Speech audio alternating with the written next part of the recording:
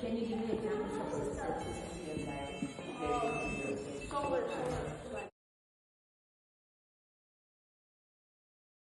This code is that we use the fire effect, and what's happening is that it's blinking in many different warm colors. I think this happens because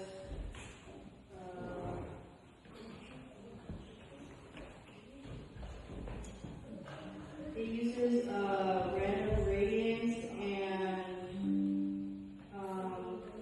it has a specific order of which way it will occur and which way it will form.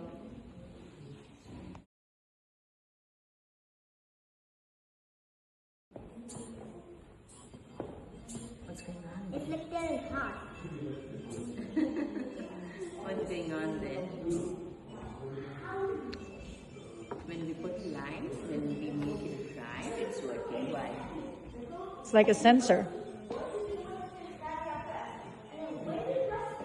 Have you ever seen such sensors in real life? When you go. Go. Yeah.